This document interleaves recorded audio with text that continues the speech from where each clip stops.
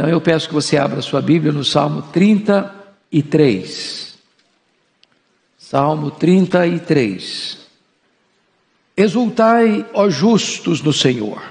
Aos retos fica bem louvá-lo. Celebrai o Senhor com harpa, louvai-o com cânticos no saltério de 10 cordas. Entoai-lhe novo cântico, tangei com arte e com júbilo. Porque a palavra do Senhor é reta e todo o seu proceder é fiel. Ele ama a justiça e o direito. A terra está cheia da bondade do Senhor. Os céus, por sua palavra, se fizeram, e pelo sopro de sua boca, o exército deles. Ele ajunta em montão as águas do mar, e em reservatório encerra as grandes vagas. Tema o Senhor toda a terra, tema ao Senhor toda a terra, temam-no todos os habitantes do mundo, pois ele falou e tudo se fez. Ele ordenou e tudo passou a existir. O Senhor frustra os desígnios das nações e anula os intentos dos povos.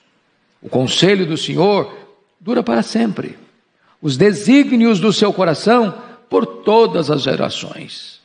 Feliz a nação cujo Deus é o Senhor, e o povo que ele escolheu para a sua herança. O Senhor olha dos céus, vê todos os filhos dos homens. Do lugar de sua morada, observa todos os moradores da terra. Ele que forma o coração de todos eles, que contempla todas as suas obras. Não há rei que se salve com o poder dos seus exércitos, nem por sua muita força se livra o valente.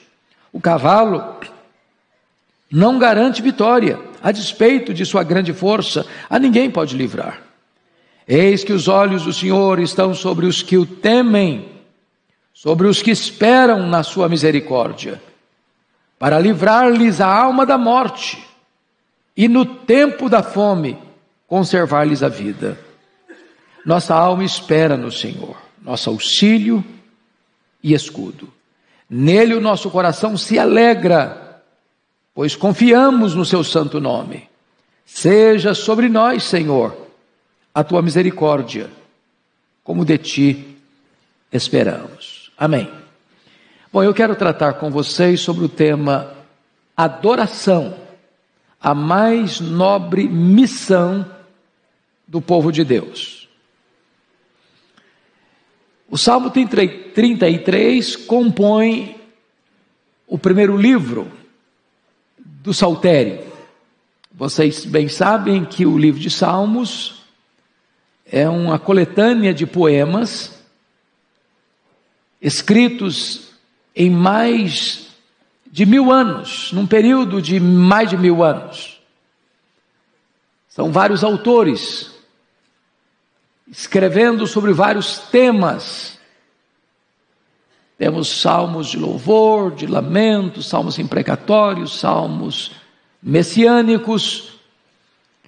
E o primeiro livro, que vai do Salmo 1 ao Salmo 41, ele todo foi escrito por Davi. Então nós estamos tratando aqui de um salmo de Davi. E Davi era um músico, Davi era um compositor, Davi era um adorador. E por isso Davi fala com tanta desenvoltura e com tanta eloquência sobre este magno assunto da Bíblia, adoração. Às vezes você escuta que missões é a principal missão da igreja, e não é. A principal missão da igreja é a adoração. Você prega exatamente para que os povos conheçam e adorem a Deus. O Catecismo de Westminster, breve catecismo, lança a primeira pergunta teológica, e a pergunta é essa: qual é o fim principal do homem? E a resposta é: o fim principal do homem é glorificar a Deus e gozá-lo para sempre. Ou seja, o Deus da obra vem antes da obra de Deus. Deleitarmos-nos em Deus, conhecermos a Deus e adorarmos a Deus vem antes do trabalho para Deus. De fato, a adoração é a mais nobre missão do povo de Deus. Você adora a Deus por quem Deus é. É por isso que é preciso conhecer a Deus. E é por isso que conhecer a Deus é a própria essência da vida eterna. Porque quando você conhece a Deus, você o adora. Você não pode adorar quem você não conhece. Você não pode se deleitar em quem você não tem ou com quem você não tem intimidade. Adoramos a Deus, portanto, pelos seus atributos, por quem Ele é. Damos graças a Deus pelas suas obras. Obra da criação, obra da providência e obra da redenção. Então, dito isto, de forma muito breve, a título de introdução, já convido você para entrarmos na exposição do texto. E a primeira coisa que Davi destaca é a identidade do adorador. No versículo 1, olha você comigo aí, adoração é a maior alegria dos justos. Exultai, ó justos, no Senhor. Quem é justo? Quem é justo? A Bíblia diz que não há justo nenhum sequer. Justo na Bíblia não é aquele que é inerentemente justo, mas é aquele que é declarado justo. Por causa da justiça de outra alguém, colocado na sua conta, imputado a ele. Nós, sendo injustos, fomos declarados justos ao crermos em Cristo, e a justiça do justo tributada a nós, imputada a nós, colocada na nossa conta. De tal maneira que, se você crê em Jesus, lá no tribunal de Deus, você já foi justificado. Você não tem mais nenhuma culpa, você não tem mais nenhuma dívida, porque toda a justiça de Cristo foi depositada na sua conta. Esses são os justos à luz da Bíblia. E aqueles que foram justificados e são justos aos olhos de Deus, esses têm em Deus o seu maior prazer, a sua maior exultação. Então está aqui: exultai, ó justos, no Senhor. E aí você vai perceber uma outra coisa: não dá para você adorar a Deus de cara amarrada. Não dá para você adorar a Deus um semblante abatido, triste, aborrecido com a vida, estou chateado. Não, a adoração combina com exultação. Aliás, você está diante do Rei da Glória. Você está diante do Criador, sustentador e Redentor. E então, quando você reconhece o que Ele fez por você, você só pode exultar, alegrar-se, com grande e intenso júbilo. Mas em segundo lugar, olha comigo aí, a adoração sendo mais alto dever dos justos, na parte B do versículo. Aos retos fica bem louvá-lo. Ou seja, o ímpio não adora. Ele zomba, ele se rebela, ele é ingrato, ele não tem prazer em Deus, as coisas de Deus provocam cansaço nele, ele tem como que uma espécie de urticária quando pensa em Deus, ele fica desconfortável ao ouvir sobre Deus. Entretanto, os retos gostam de fazer isso, e fica bem fazer isso, ou seja, adorar a Deus. Então a pergunta é: você é uma pessoa reta? Você é uma pessoa justa? Como é que você prova que você é uma pessoa justa e reta? É quando você exulta em Deus e quando cabe bem para você adorar a Deus.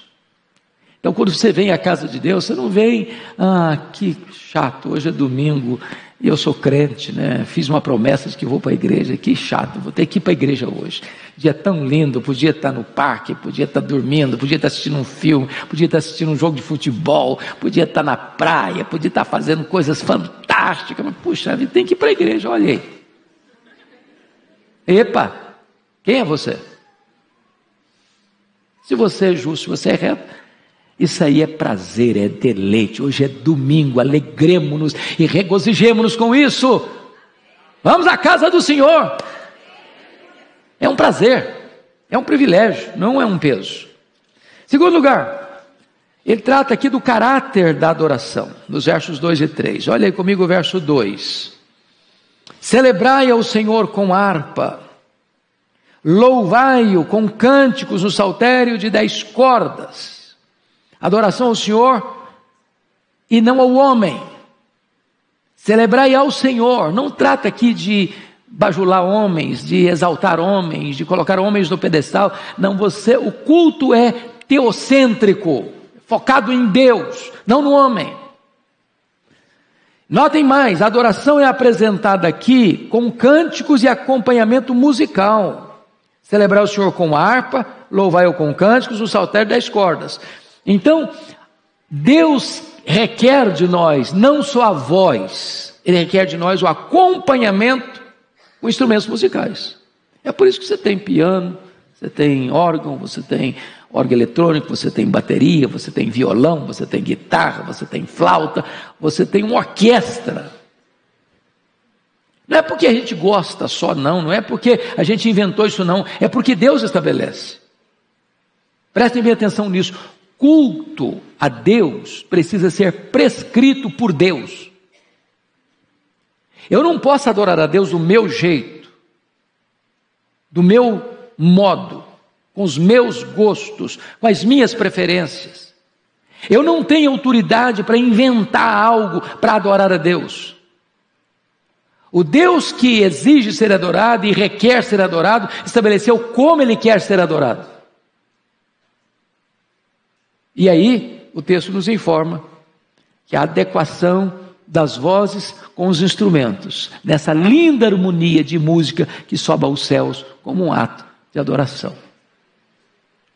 Eu não tenho o direito, por exemplo, de pensar numa música, ou compor uma música, ou cantar uma música que esteja fora dos preceitos da palavra de Deus.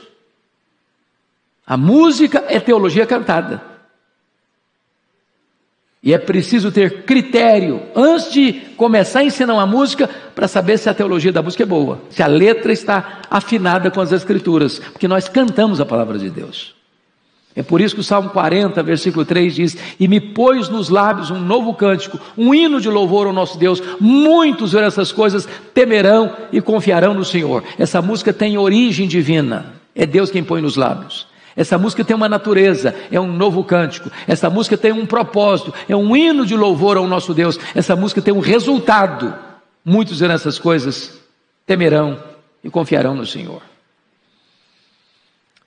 Mas veja você, em terceiro lugar, a adoração é feita de música que sempre se renova. Olha o 3a. Entoai-lhe novo cântico. Novo cântico. Então você percebe que cantar é algo que é como um baú que você vai e tira coisas velhas e coisas novas. Os entendidos em música dizem que música tem qualidade. Se é boa, permanece. Se é ruim, se descarta. Tem músicas sazonais, você sabe disso. Tem cânticos que você canta, que bonito e tal. Daqui a pouco ninguém canta mais, esqueceu, ficou lá para trás. Tem músicas que você canta e você canta e você canta e você canta e passa de pai para filho, de filho para neto e de geração para geração e atravessa os séculos. Elas sempre são novas. O que é bom fica. Quando diz cantar um cântico novo, não quer dizer que eu sempre tenho que cantar uma música nova. Significa que mesmo as músicas velhas são sempre novas. Eu não sei quanto a vocês, cada um tem seu jeito, né? Para mim, quanto mais antiga é uma música, mais ela fala comigo. Ela recorda, ela traz lembranças. É aquilo que você escutou lá na infância, lá na adolescência. De repente você escuta, vai trazendo tudo aquilo que você já vivenciou com aquela música. Então, ela é uma música sempre nova. Aliás, parece-me que a Bíblia diz que a natureza canta. Você já viu as árvores batendo palmas? Os rios se alegrando? É a forma da natureza que está celebrando o Criador. Os pássaros cantam. E eu não tenho notícia de que pastor fica depressivo, assim, chateado com a vida. Hoje eu levantei-me aborrecido. O pastor levanta cantando, ele dorme cantando. A natureza canta. Mas a Bíblia diz que a igreja canta. A Bíblia diz que os anjos cantam. E a Bíblia diz que nós vamos cantar por toda a eternidade. Então, é melhor ensaiar agora, para a gente fazer bem feito. Tá certo? Muito bem. A adoração a Deus precisa ser feita com excelência. Versículo 3b, está escrito assim: tangei com arte e com júbilo. Veja bem, duas coisas importantes. Às vezes as pessoas, não, gente, para Deus, qualquer coisa serve. Que Deus vê o coração. É verdade que Deus vê o coração. É verdade que Deus aceita o que eu tenho e não o que eu não tenho. Mas não é verdade que para Deus qualquer coisa serve. Então, se você olhar música no Antigo Testamento, havia um profissionalismo na música. É tanger com arte e com júbilo. Não é só com júbilo. E não é só com arte. As duas coisas caminham juntas. A perícia, o cuidado no zelo, a boa música, o estudo, a boa apresentação e o júbilo. Deus requer o melhor, Deus merece o melhor. Essa é a ideia do texto. Eu não posso fazer a obra de Deus relaxadamente. Eu não posso chegar aqui na frente e cantar desafinado. Ora, se eu estou desafinado, eu vou cantar na congregação, eu chamo o irmão afinado para cantar na frente. Né? Deus aceita o meu culto desafinado, é claro. Eu não vou poder ser... Se eu for fazer um solo aqui, os irmãos correm, fogem. Para que eu vou me aventurar? Mas tem irmãos abençoadíssimos que têm uma voz maravilhosa e que podem conduzir a congregação ao louvor. Porque Deus requer arte, Deus requer júbilo, qualidade e espírito de adoração, com exultação. Mas vamos adiante nesse texto para mostrar agora a razoabilidade, em terceiro lugar, da adoração. E a maior parte desse texto é mostrar por que adorar a Deus é tão razoável. Primeiro, Deus é digno de ser louvado por causa da retidão da sua palavra. Versículo 4. Porque a palavra do Senhor é reta e todo o seu proceder é fiel. Vamos entender bem isso aqui, meus irmãos. Por que nós adoramos a Deus? A adoração flui da Bíblia. A adoração emana da Bíblia. Você adora a Deus porque você conhece a Deus. E você conhece a Deus como? De que forma? Por quê? Deus se revelou na natureza. Deus se revelou na nossa consciência. Mas Deus se revela especialmente na Bíblia. Você conhece Deus porque Deus se revelou. Não é fruto da sua investigação.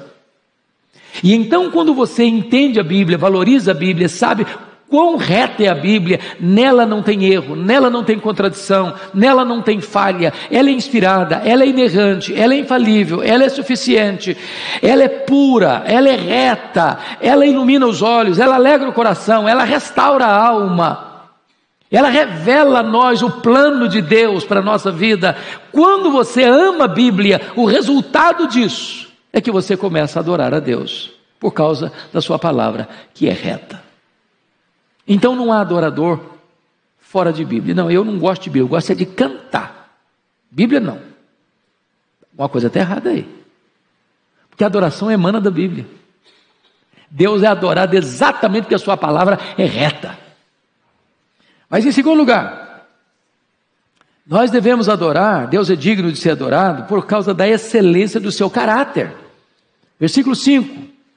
Ele ama a justiça e o direito. Nós não poderíamos adorar uma divindade cujo caráter não é reto. Por exemplo, você pega a Bíblia, lá na história do Antigo Testamento, você vê lá as pessoas indo adorar Moloque, um deus pagão, simbolizado por um ser asqueroso, com os braços estendidos, oco por dentro, feito de bronze, e ali as pessoas tocavam fogo. Tocavam fogo.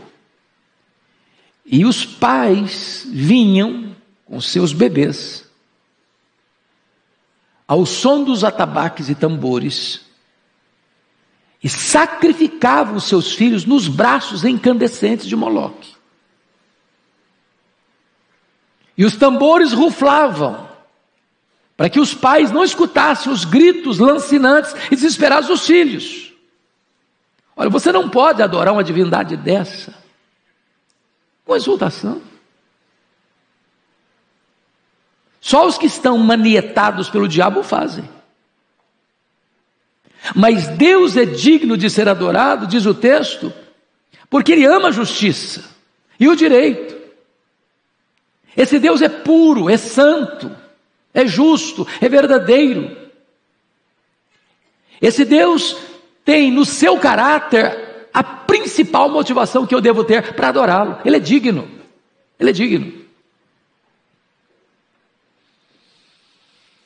Terceiro lugar, por que nós devemos adorar a Deus? Ele é digno de receber adoração por causa da prodigalidade da sua bondade. Olha o versículo 5 na parte B. A terra está cheia da bondade do Senhor. Então vamos entender aqui. Quando você olha para a natureza, você vê a bondade de Deus. A criação, a perfeição dela. Desde os mundos estelares, as pétalas aveludadas de uma flor. Você vê a bondade de Deus no fato de você ter uma semente tão pequena como uma semente de mostarda, a menor das sementes, e ter vida dentro dela, a ponto de você lançá-la no coração da terra, no ventre da terra, e ela brotar, e florescer, e frutificar. Você vê a bondade de Deus nas estações do ano. Você vê a bondade de Deus no sol que aquece e fertiliza. Você vê a bondade de Deus na chuva serôdia que cai para regar a terra, para que ela produza. Você vê a bondade de Deus no fato de ter nuvens dançando no ar, trazendo ora refrigério e refresco do calor escaldante do dia. Você vê a bondade de Deus na maneira como Ele fez você, seu corpo, seus olhos, seus ouvidos, suas narinas, sua boca, seu esôfago, seu estômago, seus órgãos vitais, suas pernas que se movimentam, seus braços que agem e agilizam. Você vê a bondade de Deus nisso? Você vê a bondade de Deus na maneira como Ele criou você? Já pensou se o seu nariz, ou suas narinas fossem voltadas para cima? Você morria afogado na chuva. Você já imaginou se você não tivesse um nariz perto dos olhos para pendurar um óculos?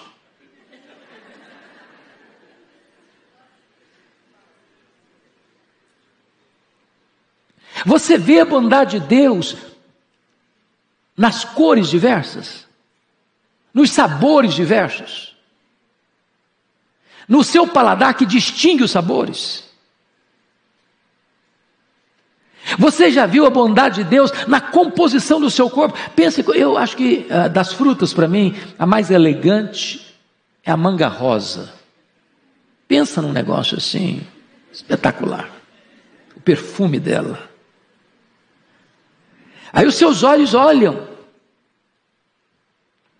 seu desejo aguça, a sua mão pega, a sua boca morde, seus dentes trituram, seu esôfago recebe, seu estômago acolhe, e de repente aquela manga vira sangue, vira carne, vira nervos, vira vida. Em todos esses detalhes, você vê o quê?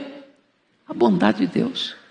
Toda a terra está cheia da bondade de Deus. Agora, tem olhos que veem, mas não enxergam. passam pela vida sem olhar, sem observar a bondade de Deus. Você enxergou a bondade de Deus na sua casa? Você tem um teto para morar? Você tem uma cama para dormir? Você tem pão na mesa? Você já percebeu que o dinheiro é bom, mas se não tivesse a bênção do cuidado, da providência, você não come dinheiro? A fome chegou em Samaria e eles gastavam rios de dinheiro para comprar a cabeça de um jumento.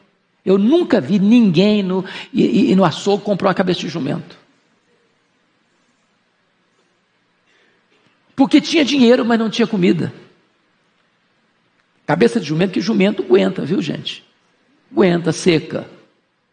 E aí os animais, as reses morrem, o jumento está lá.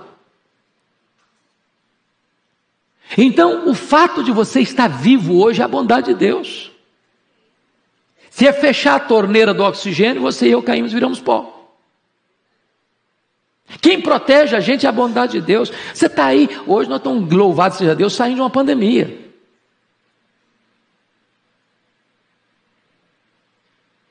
Mas tem ar contaminado por vírus, por bactérias. Você não sabe onde está. Então o fato de você sobreviver é um resultado da bondade de Deus na sua vida, na minha vida, na nossa vida. Quarto lugar, porque Deus é digno de ser adorado. Quarto lugar, por causa de sua vasta, rica, insondável criação.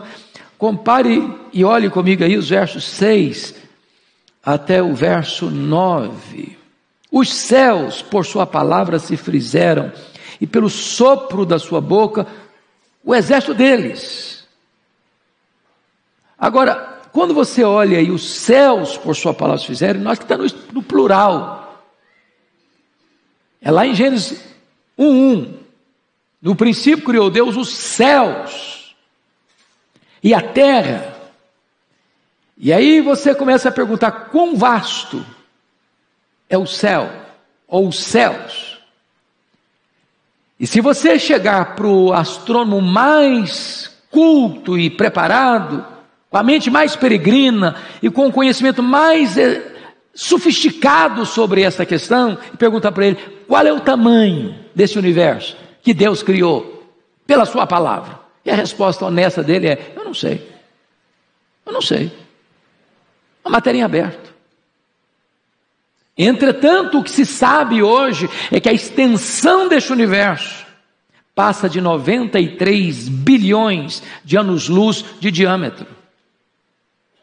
Em outras palavras, se você conseguisse voar a velocidade da luz, 300 mil quilômetros por segundo, nessa velocidade, você gastaria mais de 93 bilhões de anos para ir de uma extremidade à outra. Pois não há 1 centímetro que o seu Deus não tenha criado, não conheça, não esteja presente, e não possa dizer, isso aqui é meu. Quando você compreende quão grande Deus é, porque uma das verdades sublimes que a Bíblia diz é que Deus é transcendente. O que significa que Deus é transcendente? Significa que Ele é maior que tudo quanto existe, Ele é maior que tudo quanto Ele criou. A base bíblica diz, a Bíblia numa linguagem bem linda e retórica diz o seguinte, nem o céu dos céus pode contê-lo. Então a criação, quando você olha para a criação, você fica encantado. Por exemplo, o profeta Isaías vai dizer que ele espalha as estrelas no firmamento.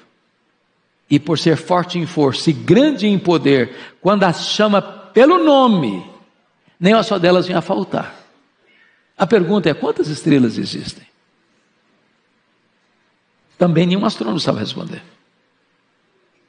Eles ficam boquiabertos e concluem que há mais estrelas no firmamento que todos os grãos de areia de todas as praias e desertos do nosso planeta.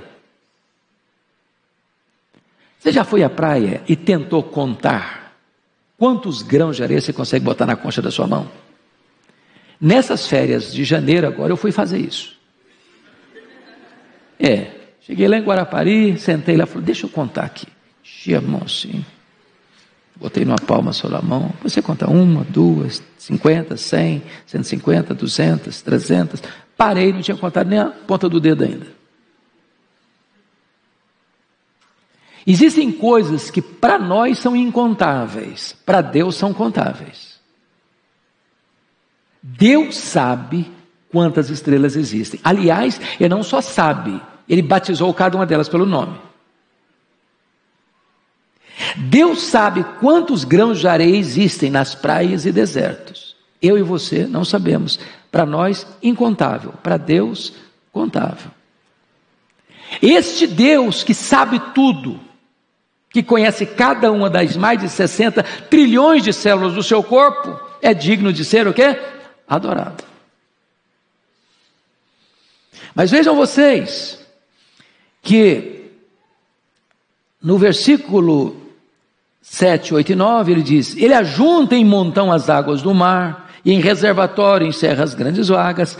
Temam o Senhor toda a terra, temam-no todos os habitantes do mundo, pois Ele falou e tudo se fez, Ele ordenou e tudo passou a existir. O que o Davi está dizendo para nós aqui? Conhecer a grandeza majestática de Deus deve nos levar a reverenciar a Deus, a temer a Deus. Esse medo aqui não é um medo fóbico, não é o medo de eu vou me esconder, eu vou me encavernar. Não, esse medo aqui é o medo dizendo: esse Deus é digno da minha adoração, eu o reverencio, eu o respeito, eu o amo, porque sendo Ele tão grande, Ele me criou, Ele me formou, Ele me amou, Ele me salvou, Ele me protege, Ele me fez membro da sua família, Ele escreveu o meu nome na palma da mão dEle, Ele mandou o seu Filho para morrer por mim, Ele enviou o Espírito Santo para habitar em mim, e Ele se comprometeu em me segurar pela sua mão direita, me guiar com o seu conselho eterno, me receber na glória. Mas vamos adiante, vamos olhar mais. Olha comigo agora, por que Deus é digno de ser adorado? Deus é digno de ser adorado em quinto lugar por causa de sua soberana providência na história. E eu destaco aqui os versos 10 a 15. Primeiro, Ele controla as nações. Versículo 10, o Senhor frustra os desígnios das nações e anula os intentos dos povos. O que Ele está querendo dizer aqui? Veja você que Davi faz uma transição do poder da criação para a soberania de Deus na história. Vai tratar de outro assunto agora. E deixou a criação, começar a mostrar o seguinte: esse Deus não só criou, esse Deus governa, esse Deus reina, esse Deus usa a sua providência para fazer a sua vontade na história dos homens. E a primeira coisa que ele destaca no versículo 10 é essa verdade, que Ele controla as nações. O Senhor frustra os desígnios das nações. Em outras palavras, Ele põe reis, Ele abate reis, Ele levanta reinos, Ele abate reinos. Ele bota alguém no trono e faz esse alguém apiar do trono. Salmo 2 diz isso: não é o homem que controla Deus, é Deus quem controla o homem. Não é o homem que está no controle da história, é Deus quem está no controle da história. Quem está no trono é Deus, é Ele quem levanta e Ele quem abate, Ele quem dá vida, Ele quem tira a vida. É só olhar a história dos impérios. Ascenderam e caíram, ascenderam e caíram, levantados e caíram. Lá no Isaías 40 diz que os príncipes, os poderosos, basta um sopro de Deus e eles caem. Os poderosos morrem e Deus continua no trono. Essa é a verdade que esse texto está querendo destacar para nós. Segundo lugar, Ele não só controla as nações, Ele não pode ser controlado. Olha o versículo 11. O conselho do Senhor dura para sempre, os desígnios do seu coração por todas as gerações. Ou seja, os intentos do homem têm tempo de validade. Eles governam hoje, eles fazem a vontade deles hoje, eles maquinam hoje, eles conspiram hoje, eles podem até ter sucesso hoje por um tempo, mas eles viram pó. A memória deles é apagada. A vontade deles, nenhum imperador, nenhum rei, nenhum presidente, nenhum congresso, nenhuma corte jamais pôde ter a pretensão de que a vontade deles permanecesse de geração em geração. Eles têm prazo de validade. Mas a vontade de Deus, o plano de Deus, o propósito de Deus permanece por todas as gerações. O que significa isso, irmãos, em termos de filosofia da história? Vamos lá. Você tem 3 conceitos básicos de filosofia da história. Você tem o conceito grego. Qual o conceito grego? A história é cíclica. O que é isso? O que foi ontem vai ser hoje, o que é hoje vai ser amanhã. Nada novo debaixo do sol. Foi a visão que Salomão, olhando na perspectiva debaixo do sol, disse: foi o que é o que será. A pergunta é: a história é cíclica? Deixa a pergunta no ar, responda daqui a pouco. Então vem a segunda filosofia da história. É a filosofia existencialista. A história está sem rumo. A história é um caminhão sem freio ladeira abaixo. A história não tem propósito. Nós estamos embarcados numa nave sem piloto que vai cair. É tragédia. Não tem esperança. É o pessimismo. É o fracasso. É a decretação do fracasso. Acabou. Você não respira, você não espera. A vida é uma bolha vazia no mar do nada. Não tem esperança, não tem amanhã, não tem futuro. É o pessimismo crônico. E existe a terceira filosofia da história, que é a visão cristã. A história é teleológica.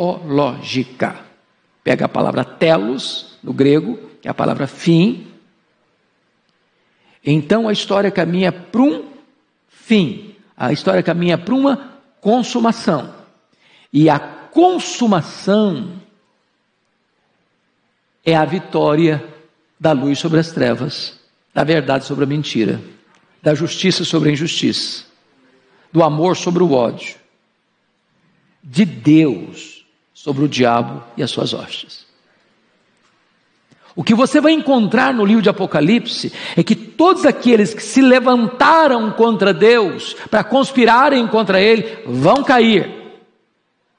Cai a grande Babilônia, Apocalipse 17 e 18.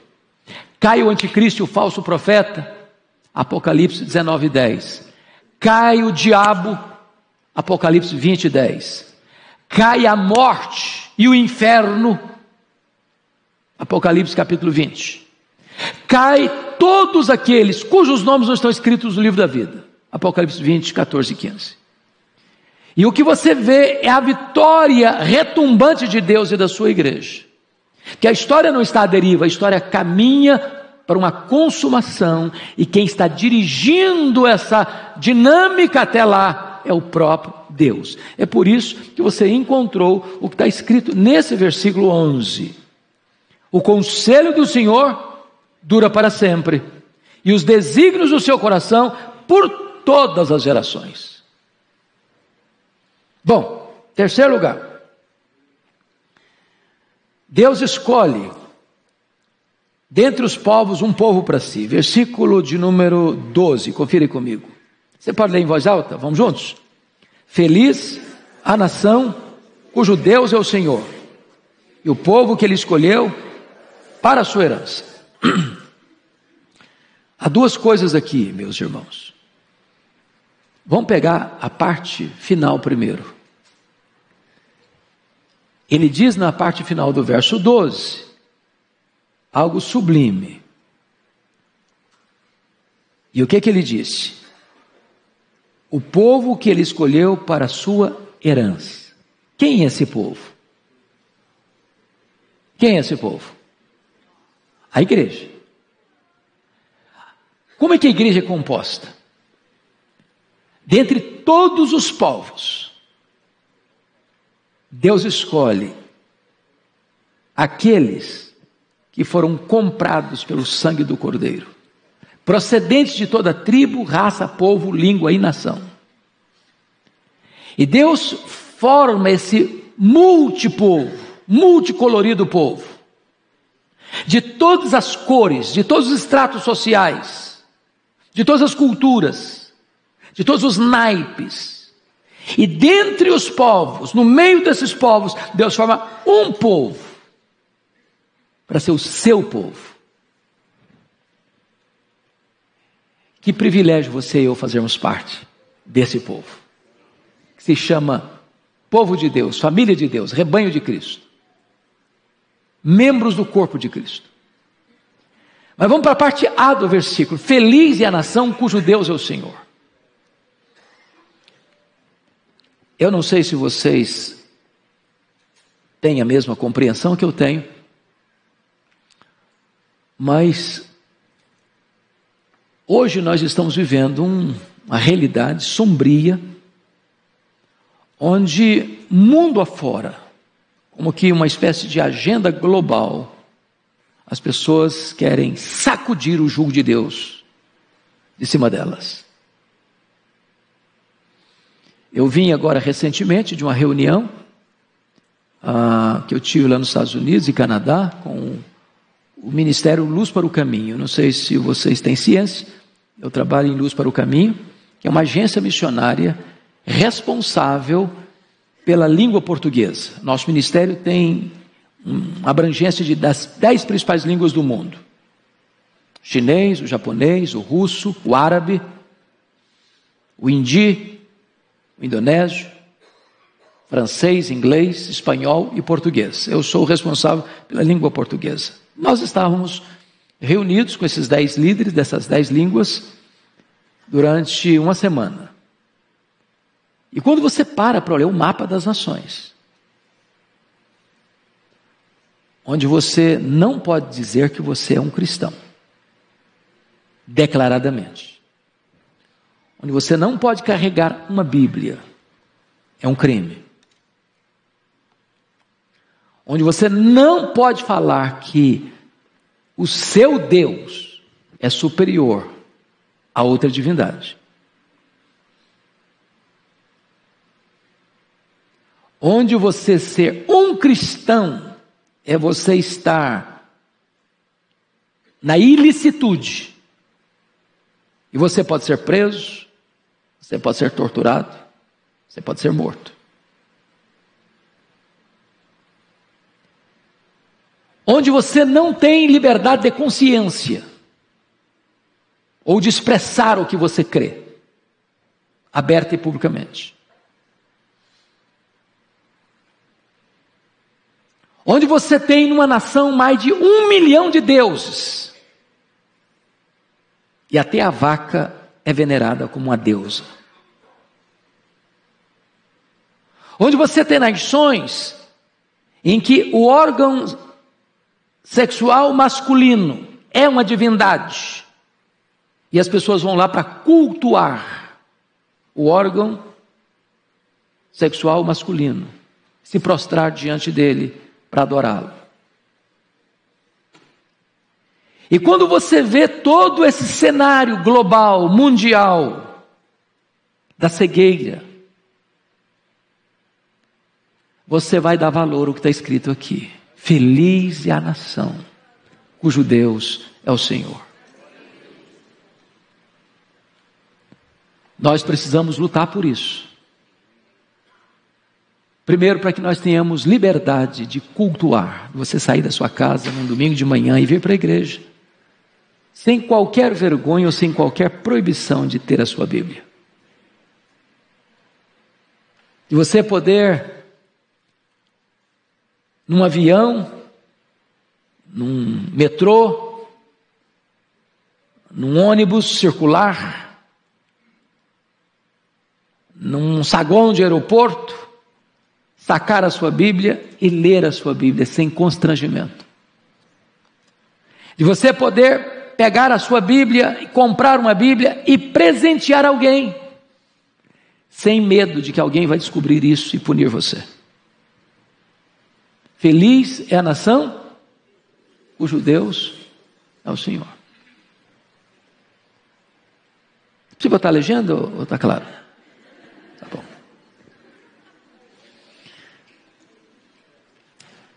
Quarto lugar, veja comigo os versos 13 e 15. Ele sonda os homens, por isso que ele pode ser adorado, deve ser adorado.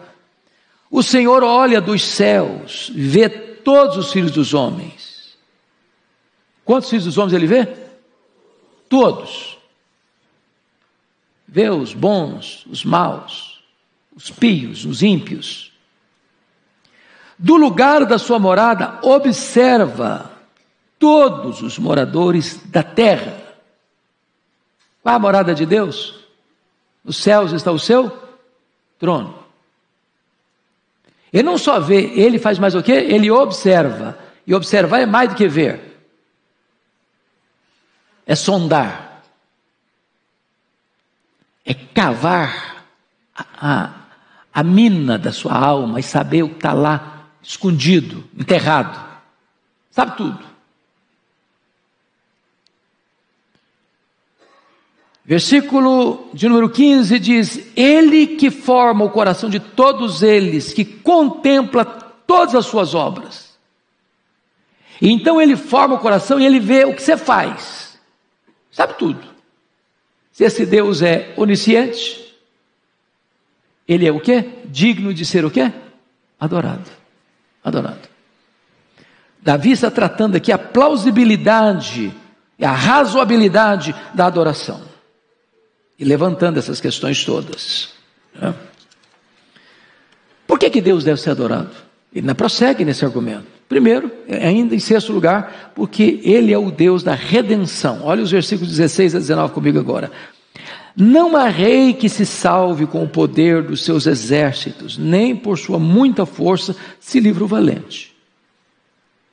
O ponto aqui é o seguinte: quem consegue se insurgir contra Deus e prevalecer?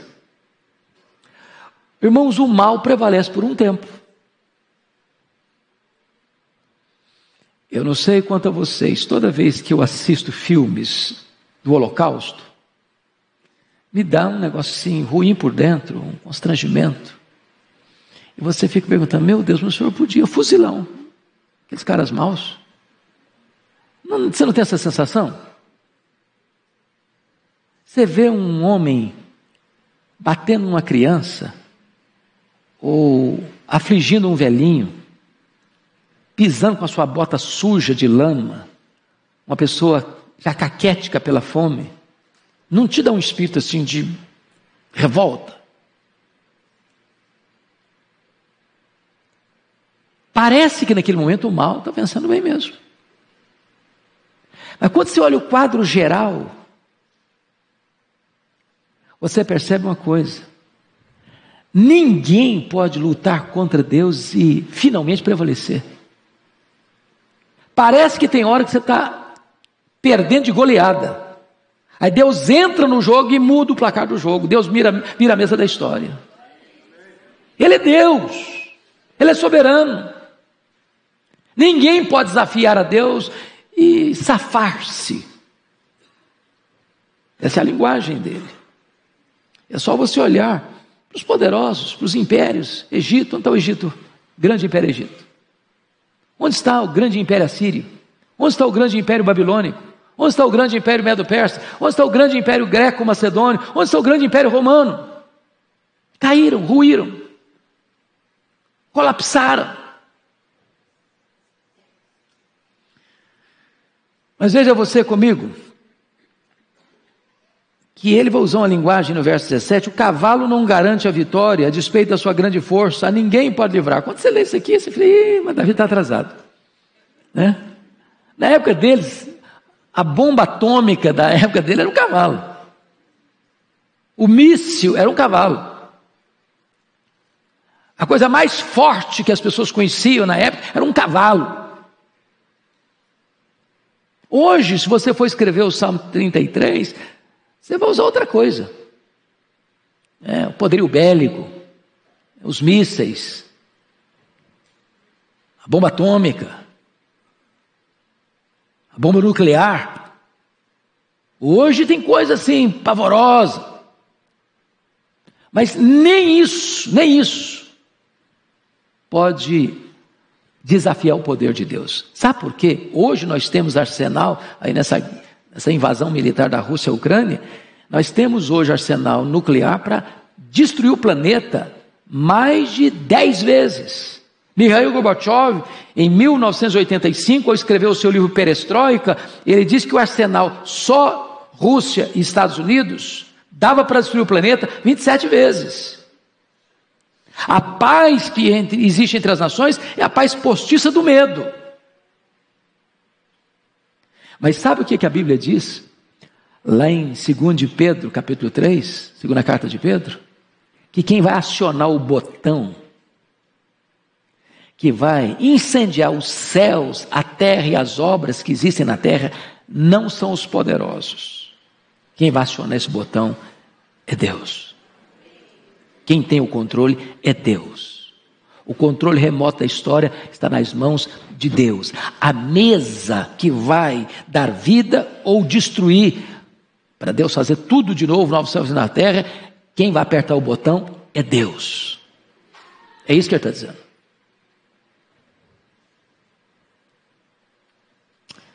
Veja comigo, ele salva extraordinariamente aqueles que nele esperam, versículos 18 e 19. Eis que os olhos do Senhor estão sobre os que o temem, sobre os que esperam na sua misericórdia, para livrar-lhes a alma da morte e no tempo da fome conservar-lhes a vida. Ou seja, na hora que a coisa pegar mesmo, a crise mais medonha, na carranca mais horrenda, Deus conhece, os olhos do Senhor estão sobre os que o temem. Os olhos do Senhor estão sobre aqueles que esperam nele. Mesmo em tempo de guerra e de fome, Deus está lá para conservar a vida. Ele é o Deus da salvação, Ele é o Deus da redenção, Ele é o Deus da providência, Ele é o Deus da libertação, Ele é o Deus do socorro providente na hora da angústia. Mas agora eu quero concluir um último ponto. A consequência agora da adoração. Tem 3 coisas que eu destaco. Primeiro, aqueles que adoram o Senhor esperam nele. Versículo 20. Você pode ler comigo, versículo 20? Vamos juntos? Nossa alma espera no Senhor. Nosso auxílio e escudo. Se você estiver passando uma magrela hoje, passando uma luta muito grande hoje, minha palavra para você é: espera no Senhor. Espera no Senhor. Espera no Senhor. Segundo, aqueles que adoram o Senhor alegram-se nele. Vamos juntos no verso 21. Nele o nosso coração se alegra, pois confiamos no seu santo nome. Notem isso, irmãos, ele não está se alegrando nas bênçãos, está se alegrando no abençoador. A nossa alegria maior não é a dádiva, a nossa alegria maior está no doador. É em Deus que a nossa alma se alegra, é em Deus que o nosso coração se alegra. Último lugar, terceiro e último, aqueles que adoram o Senhor oram a Ele. Vamos juntos o 22. Seja sobre nós, Senhor, a tua misericórdia, como de ti esperamos. Eu acho maravilhoso porque ele começa com adoração e termina com oração. As duas coisas caminham juntas. Porque você conhece a Deus para adorá-lo, você pode então dirigir sua oração a Ele e clamar desta forma: seja sobre nós, Senhor, a tua misericórdia, como de ti esperamos. O que esse homem está vendo e observando é que vivemos num mundo complexo, vivemos num mundo de oposição a Deus, e nós jamais teríamos condições de enfrentar esse sistema, esse mecanismo, sem a misericórdia de Deus, sem a assistência de Deus. Então ele está orando e dizendo: seja sobre nós, Senhor, a tua misericórdia, como de ti esperamos. Que Deus nos ajude a, num mundo tão turbulento, numa história tão convulsiva, em dias tão maus, encontrarmos razões eloquentes, motivos sobejos para nós adorarmos a Deus. Adorarmos a Deus. E nas lutas da vida, clamarmos a Deus em oração. Vamos ficar em pé e vamos orar ao Senhor.